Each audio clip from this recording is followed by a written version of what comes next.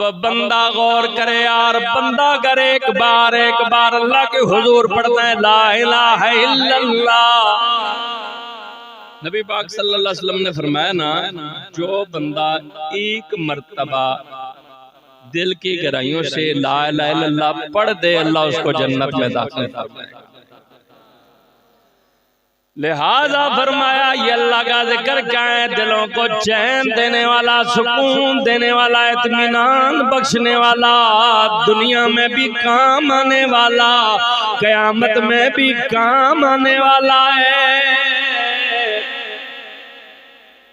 اس بندے نے جب اس پرچی کا ایک چھوٹی سی چٹ کا وزن دیکھا نا، تو پھر کبھی اپنی طرف دیکھتا ہے، کبھی اس نیکیوں والے پلڑے کی طرف دیکھتا ہے۔ نیکیاں تو ہے کوئی نہیں، گناہوں کے 99 دفتر ہیں، لیکن لوگوں اس ارحم الراحمین کی بارگاہ کے اندر جب اللہ رب العالمین کی مہربانیاں اور اس کا رحم و کرم دیکھتا ہے تو کہتا کیا ہے؟ جے میں ویکھاں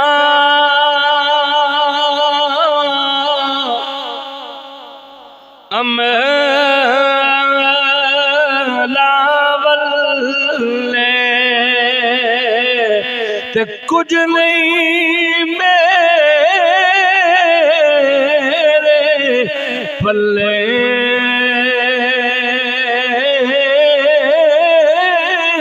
جے دیکھا تیری رحمت واللے تے پلے پلے پلے پڑو لا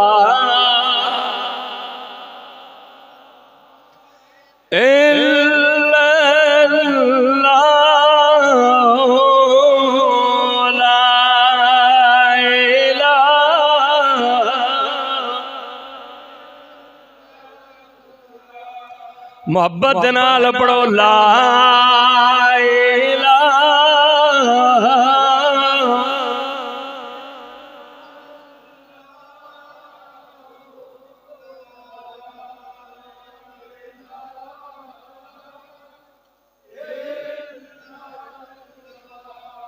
اللہ کہ ایک نیک بندہ جنگل بیابان میں گیا، کوئی آبادی نہیں ہے، بیل بوٹے جنگل بیابان ہے، راستے سے گزرتا ہے، پڑھتا جا رہا ہے لا الہ۔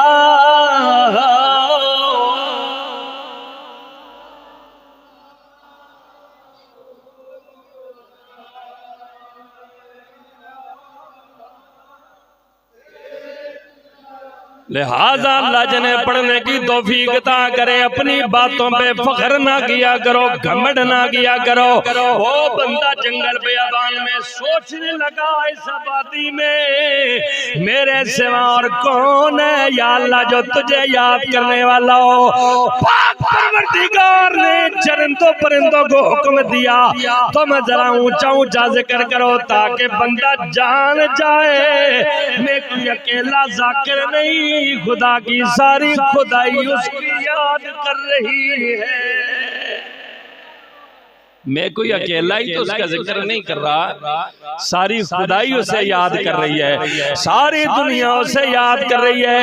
اس لیے اکثر پرانے لوگ، بوڑھے بوڑھے لوگ ہمیں یہ بات بتاتے ہیں، لوگوں صبح سویری اٹھا کرو، اس لیے کہ مرغیوں میں ایک مرغہ جو ہے وہ سحری کے وقت جاگ کی اذانیں دے کے دنیا کو بتاتا ہے لوگوں اٹھو سے رزاق کی بارگاہ میں اس کو یاد کرو، اٹھنے میں دیر نہ کیا کرو۔